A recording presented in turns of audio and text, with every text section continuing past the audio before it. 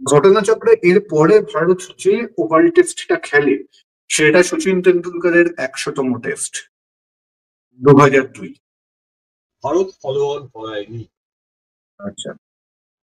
তবে follow on করালে কি হতো বলা যায় না, যদিও মনে হয়েছিল যে ভারত এই সিরিজটা জিততে আগ্রহী একটু বেশি ম্যাচটা জেতার থেকে। মানে এবারে জানি না বুমরা এবারে কতটা ফিট থাকবেন, ওভার টেস্টে অবশ্যই। খেলবেন কিনা, এবং তার সেই 2021-এর ফর্ম দেখাতে পারবেন কিনা।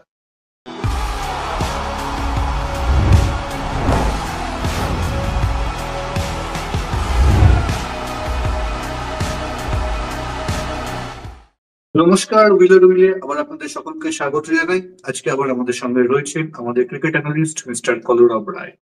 কলরব দা, উইলে আবার আপনাদের স্বাগত। নমস্কার। গতদিন আমরা দ্য ওভালে ভারত ইংল্যান্ড টেস্টের ইতিহাস নিয়ে কথা বলছিলাম এবং আমরা শেষ করেছিলাম অনুষ্ঠানটা গাভাস্কারের শেষ টেস্ট ওভালে সেটা দিয়ে।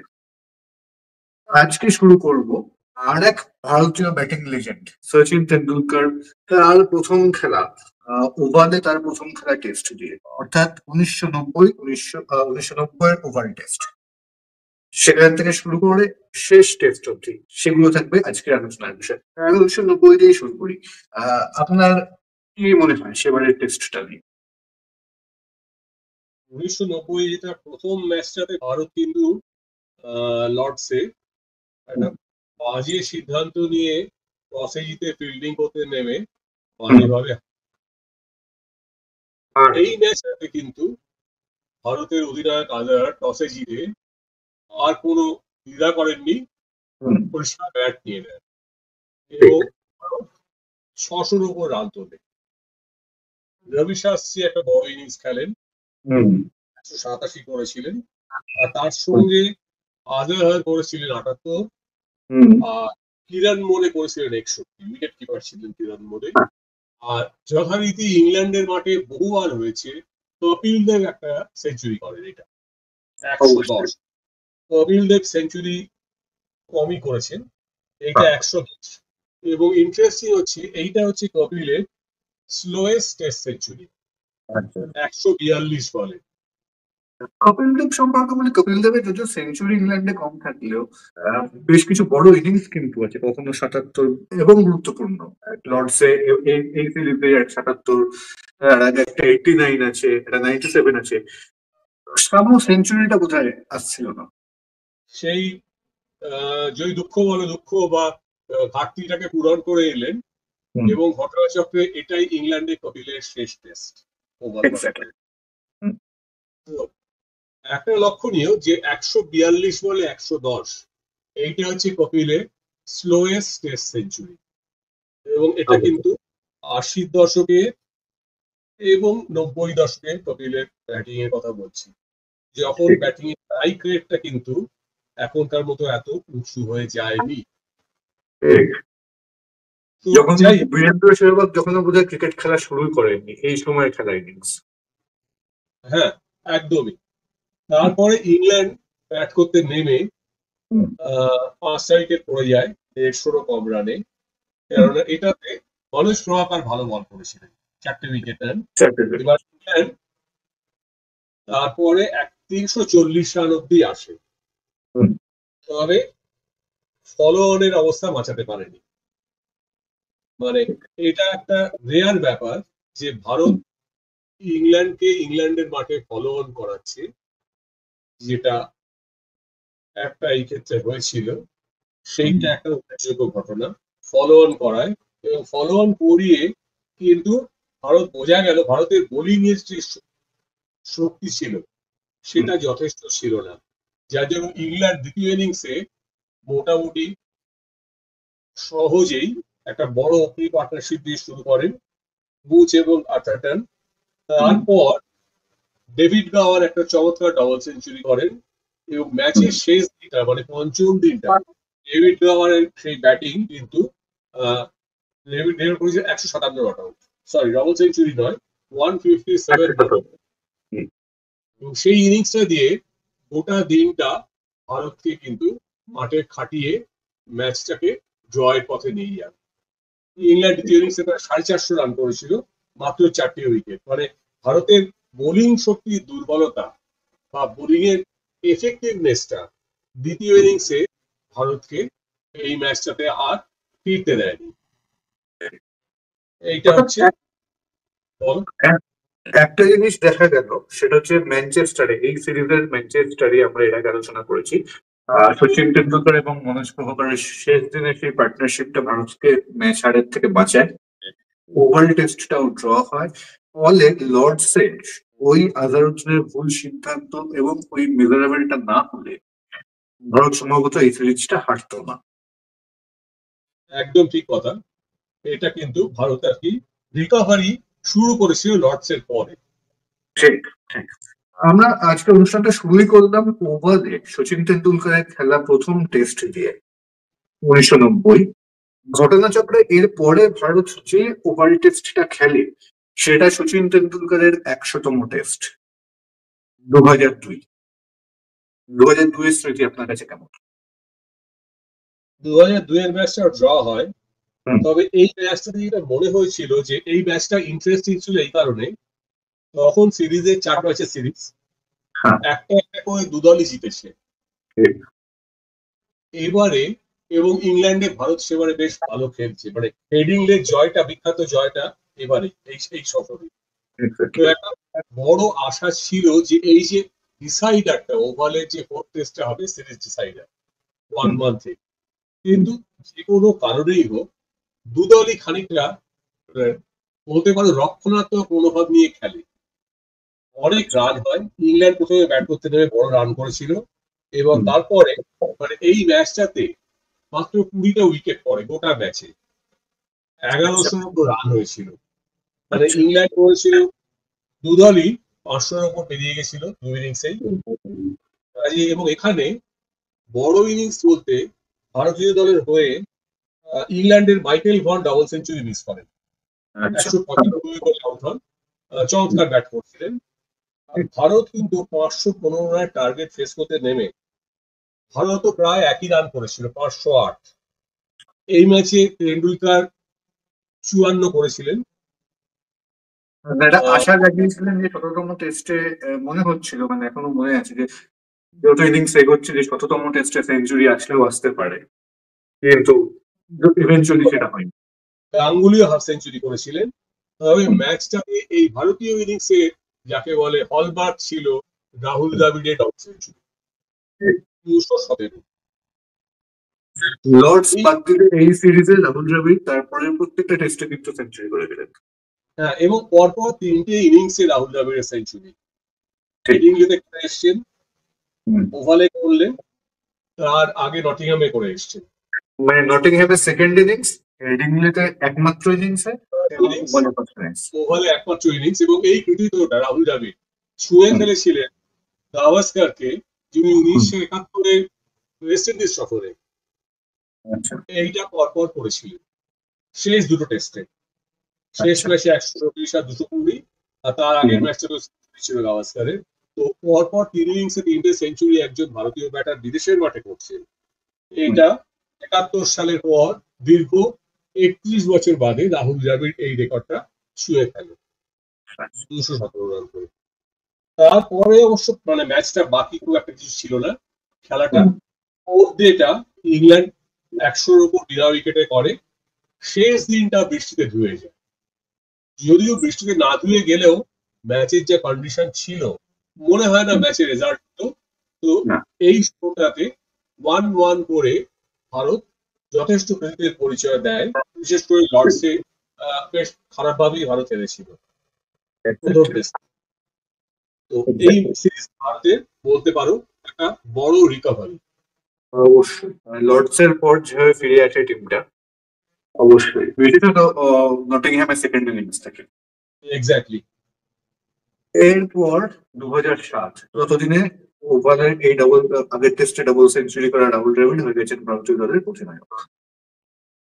এবং এই সফরটা আহ, উল্লেখযোগ্য একটা কারণ, বড় কারণ হচ্ছে ভারত 1971-এর পর হুম। ইংল্যান্ডের মাঠে প্রথম সিরিজ জেতে।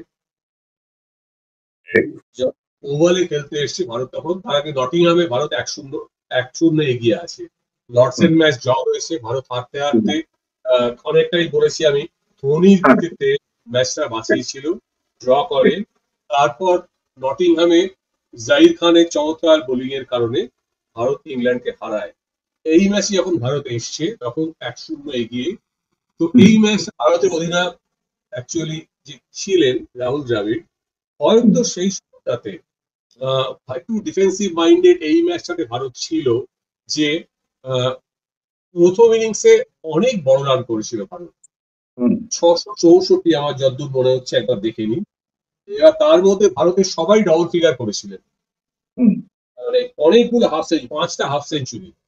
ধোনি এবং দীনেশ কার্তিক ব্যাটার হিসেবে খেলেছিলেন, দুজনেই 90 ঘরে আউট হন। 80 ঘরে করেন, দ্রাবিড় এবং লক্ষ্মণ হাফ সেঞ্চুরি করেন। কিন্তু সবাইকে চমকে দিয়েছিলেন অনিল কুম্বলে। এই টেস্ট ম্যাচে মনে আছে অনিল কুম্বলের সেই সেঞ্চুরি 110 রানে ইনিংস খেলার জন্য, যেটা ক্রিকেট জীবনে প্রায় শেষ প্রান্তে এসে অনিল কুম্বলে টেস্টের একমাত্র সেঞ্চুরিটা ওভালের মাঠে করেন। তো এই 664 রানে ভারতের যে ইনিংসটা আর কি, এবারে ইংল্যান্ড কিন্তু তার উত্তরে 345 অল আউট। একটু আশ্চর্যজনক ভাবে বলতে পারি যে ভারত ফলো অন করায়নি। আচ্ছা, তবে ফলো অন করালে কি হতো বলা যায় না, যদিও মনে হয়েছিল যে ভারত এই সিরিজটা জিততে আগ্রহী একটু বেশি ম্যাচটা জেতার থেকে, মানে 2-0 জেতার থেকে ভারত হয়তো 1-0 সিরিজ জিততে খানিকটা বেশি মানে আগ্রহ দেখিয়েছিল, যার জন্য দ্বিতীয় ইনিংসে ইংল্যান্ডকে ব্যাট করতে মানে ফলো অন করতে নামায়নি ম্যাচটা, যার জন্য পরে এটা ড্র হয়ে যায়।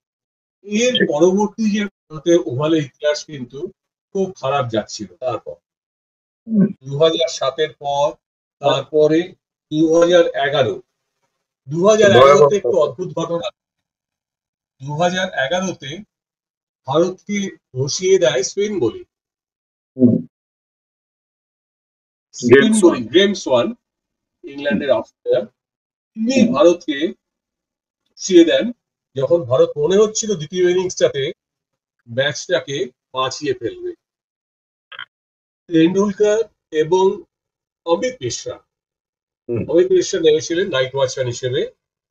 দুজনে মিলে কিন্তু একটা প্রায় 150-র কাছাকাছি পার্টনারশিপ করেছিলেন, অনেকক্ষণ টানা ব্যাট করেছিলেন, প্রায় 45 ওভারের বেশি। তো মনে হচ্ছিল বোধহয় ম্যাচটাকে এরা মানে লাঞ্চের আগের যে সেশনটা পুরোটা তারা অবিচ্ছিন্ন অবস্থায় ব্যাট করে গেছেন। কিন্তু তারপর, এটা শেষ দিনের কথা বলছি, তারপরে লাঞ্চের পরে গ্রেম সোয়ানের বলে কিন্তু ভারত ধসে পড়ে। এবার ধসে পড়ে গিয়ে ব্যাটে ব্যর্থতার কারণে ম্যাচটা আর বাঁচাতে পারেনি, ইনিংস এবং 8 রানে হারে। এবং ওই টেস্টে, এই 2011 টেস্টে আর একটা গুরুত্বপূর্ণ ঘটনা যেটা নিয়ে খানিকটা বিতর্কও হয়েছে পরবর্তীকালে, সেটা সম্ভবত ওই গৌতম গম্ভীরের কনকাশন। তারপরে ভারত আবার টেস্ট খেলে এখানে 2014। 2014-তে ভারতের যেটা হয়েছিল, এটা হচ্ছে ভারতের one of the heaviest innings defeat. Innings 244 রানে ভারত হারে। প্রথমে ব্যাট করতে নেমে 9 উইকেটে 90 হয়ে গেছিল। তারপর ধোনি একটা 80 ঘরে ইনিংস খেলে 150-র কাছাকাছি দলের রান নিয়ে যায়। ইংল্যান্ড ব্যাট করতে নেমে জোরু সেঞ্চুরি করেন, করে ইংল্যান্ড 480-র উপর রান করে। আর তৃতীয় ইনিংসে ভারত অল আউট হয়ে যায় মাত্র 29 ওভারে ব্যাট করে 94 রানে। এবং সেরা বোলিং না অ্যান্ডারসন না ব্রড, সেরা বোলিং ছিল ক্রিস জর্ডান, 4টে উইকেট নিয়েছিলেন। তো এইটা বলা যেতে পারে ভারতের ব্যাটিং এর চরম একটা ব্যর্থতার নিদর্শন 2 ইনিংস। এবার এইটা ইন্টারেস্টিং হচ্ছে যে এই সিরিজটাতে 2014-এ ভারত পরপর 5টা ইনিংসে, ওভালের 2টো, তার আগে চতুর্থ টেস্টে, তার আগে তৃতীয় টেস্টে 2 ইনিংসে, 5টা ইনিংসে ভারত 200-র কমে অল আউট হয়ে যায়। চরম মানে ব্যাটিং ব্যাটিং। ব্যাটিং এর ব্যর্থতা 2014-তে, এবং ঘটনাচক্রে 2014টা অনেকে আমরা মনে রাখি বিরাট কোহলির ব্যাটিং এর ব্যর্থতার কারণে। শুধু অবশ্যই বিরাট কোহলি নয়, ভারতীয় ব্যাটিং এর প্রায় অনেকেই ব্যর্থ হয়েছিলেন এই সিরিজে। একদম। এইটা হলো আবার অনেকটা আহ, এই ব্যাটিং ফর্মকে রিগেইন করে ইংল্যান্ডের মাঠে এর পরের সফরে 2018। তবে 2018 ওভাল টেস্ট সম্ভবত মনে রাখতে হবে KL রাহুল এবং ঋষভ পান্তের ব্যাটিং এর জন্য। এরা দুজন মিলে ভারতকে চতুর্থ ইনিংসে 464 রান তাড়া করায় একটা সময় ভারতে কিন্তু তারা প্রায় মনে হচ্ছিল ভারত ম্যাচটা নিয়ে বেরিয়ে যাবে, হুম কেননা রান ছিল এক সময় ঋষভ পন্থ, এবং ভারত প্রায় 300 রানে পৌঁছে যায় 5 উইকেট হাতে নিয়ে। হুম তারপরে আবার স্পিনার, মানে স্পিনার মানে এখানে অনেকগুলো উইকেট নয়, আদিল রশিদ স্পিনার হুম পরপর রাহুল এবং পান্থকে ফেরত পাঠান। এবার তারপর ভারতের আর সামলে ওঠার ক্ষমতা হয়নি, ভারত অল আউট হয়ে যায় এবং হয়ে গিয়ে ম্যাচটা হেরে যায়। ঠিক। এইটা হচ্ছে ভারতের আহ, এই সিরিজে 118 রানে ভারত এই টেস্টটা হারে।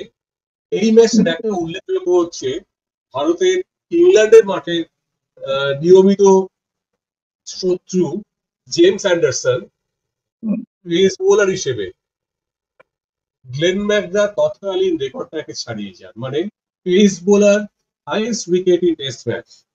হুম, এইটাতে জেমস অ্যান্ডারসন 564তম উইকেট নেন, নিয়ে ম্যাকগ্রার রেকর্ডটাকে ছাড়িয়ে যান। এইটা হচ্ছে এই ম্যাচের আর একটা ছোট্ট ইন্টারেস্টিং পার্ট, যদিও সেটা ভারতীয় তরফ থেকে নয়। ভারতীয় তরফ থেকে তুমি যেটা বললে KL রাহুল এবং ঋষভ পান্থ, এই দুজনের ব্যাটিং। এইবারে চলে আসছি লাস্ট ম্যাচটা। এবার পরপর 3টে টেস্ট ওভালে ভারত হেরেছে, 11, 14, 18। এইবারে বহুদিন বাদে 50 বছর বাদে ওভালের প্রথম টেস্ট জেতা 71। হুম, তারপরে ভারত 14 নম্বর টেস্ট খেলতে নেমে ওভালে 50 বছর বাদে আবার জিতল। 2021 ভারতের 50 বছর বাদে ওভাল টেস্টে আবার জয়।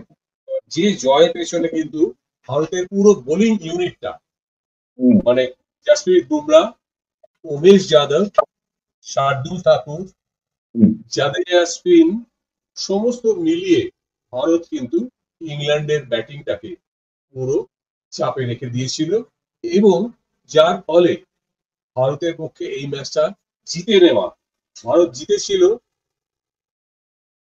ভালো মতো। এবং এর মধ্যে ইংল্যান্ড কি একটা সময় ইংল্যান্ডের অবস্থা ভালো ছিল, 4th ইনিংসে 368 তাড়া করে ইংল্যান্ডের দুই অল্প খ্যাত ওপেনার রনি বার্নস এবং আসিফ হামিদ 100 রানের পার্টনারশিপ করে ফেলে।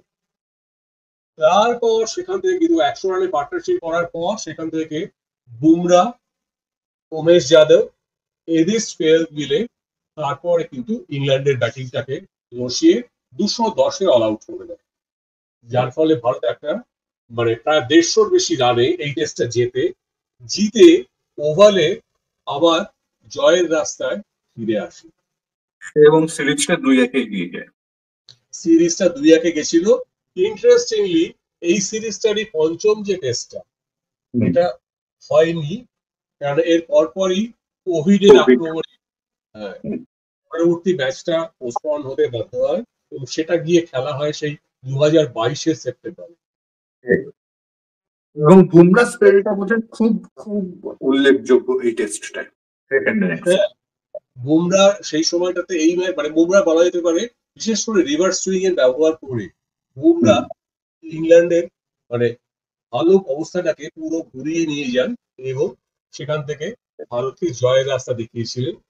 তো এবারে জানি না বুমরা এবারে কতটা ফিট থাকবেন, ওভার টেস্টে খেলবেন কিনা, এবং তার সেই 2021-এর ফর্ম দেখাতে পারবেন কিনা। ঠিক, অবশ্যই। আমি একটু বলি, ওভাল টেস্টে তুমি যদি দেখো কোর্ট গুলো, ওভালে কিন্তু রান হয় সাধারণত। হ্যাঁ, দু এক বিক্ষিপ্ত ঘটনা বাদ দিলে, বিক্ষিপ্ত উদাহরণ বাদ দিলে ওভালে কিন্তু রান হয়। এবার একটা কারণ হয়তো হতে পারে ওভাল ব্যাটিং উইকেট নামে পরিচিত ইংল্যান্ডের মাঠগুলোর মধ্যে। এই ব্যাটিং উইকেট নাকি যেহেতু সিরিজটার একদম লাস্ট ম্যাচ হয় ওভালে জেনারেলি, যেটা আপনি আগের দিন বললেন, এবং ততদিনে সামারটা মানে একদম সেকেন্ড হাফে চলে আসে, উইকেট অনেক ড্রাই হয়ে যায় ইংল্যান্ডে, সেটা কারণ কোনটা কারণ বলে আপনার মনে হয়? আমার মনে হয় দুটো কারণই একসঙ্গে আসছে, মানে একটা তার একটার সঙ্গে জড়িয়ে আছে। মানে সামারের শেষের দিকে মানে পিচ সিজন মানে পিচ অনেক ড্রাই এবং পিচ অনেকটা মানে ওয়েদারটা অনেকটা মানে মাইল্ড হয়ে আসে। হুম, বেশিরভাগ খেলা ওভালে হয়েছে অগাস্ট মাসে, দু একটা হ্যাঁ, সেপ্টেম্বরে হয়েছে। ঠিক। মৌসুম নোয়া সেপ্টেম্বর মাসে চলে গেছিল। তো এই অগাস্ট সেপ্টেম্বর মাসে ইংল্যান্ডের সামার, লেট হুম, সামার, হুম, ততদিনে ইংল্যান্ডের সামারে যে টিপিক্যাল ওয়েদারের মানে অনিশ্চয়তা সেটা অনেকটা হুম, কমে যায়। এটা একটা, তো সেটা একটা বড় কারণ আছে। প্লাস ওভালে কিন্তু মানে বড় রানের ঐতিহ্য জেনারেলি হয়। আমার মনে হয় দুটোর মধ্যে নিশ্চয়ই কোথাও একটা যোগাযোগ আছে। আরেকটাও অবশ্যই। হতে পারে, এখন 5 টেস্টের সিরিজ যখন হয়, হুম, সফরকারী দলগুলো তারা কিন্তু ইংল্যান্ডের উইকেটের সঙ্গে ততদিনে অনেকটা অভ্যস্ত হয়ে গেছে। মানে এক্স্যাক্ট। প্রথম একটা দুটো ম্যাচে যে অনভ্যাস বা যে পরিচিতির জায়গাটা দরকার, সেইটা মনে হয় তখন তারা পেরিয়ে আসে। অনেকে ব্যাটাররা ফর্মটা খানিকটা রিকভার করেন অথবা ফর্মটা স্টেবিলাইজ হয়ে যায়। এটা আর একটা কারণ হতে পারে। একদম। এই হলো মোটামুটি ভারতের ওভালের ইতিহাস। তো দেখা যাক এবারে ভারত কেমন কি করে। যে মানে অবশ্যই। পঞ্চম টেস্টটায় ভারতের আহ, তুলনামূলকভাবে অনভিজ্ঞ ব্যাটিং দল হুম, কেমন। হুম, অবশ্যই। এবং তার সঙ্গে শেষটা মানে ওভালের এই দ্বিতীয় পর্বে আমরা যেটা দেখলাম, শেষটা জসপ্রীত বুমরাহর হাত দিয়ে হলো। কিন্তু এই পর্বটা অনেকটাই বোধ হয় সচিন তেন্ডুলকর এবং রাহুল দ্রাবিড়ময়, এই দুই ক্রিকেটার একটা খুব উল্লেখযোগ্য ভূমিকা রয়েছে দেখা গেল এই পর্বটায় বিশেষ করে।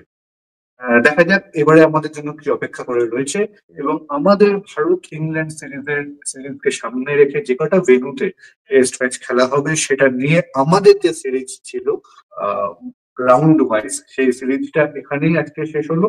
এরপর আমরা কলরবদার সঙ্গে অন্যরকম ক্রিকেট আড্ডায়, ইংল্যান্ড সফরকে ঘিরে অন্যরকম ক্রিকেট আড্ডায় আসবো। অনেক ধন্যবাদ কলরবদা। খুব ভালো একটা সিরিজ গেল আমাদের জন্য। দেখা যাক এখন ভারতের জন্য সিরিজটা কেমন যায়। আশা করছি ভালোই যাবে। ধন্যবাদ।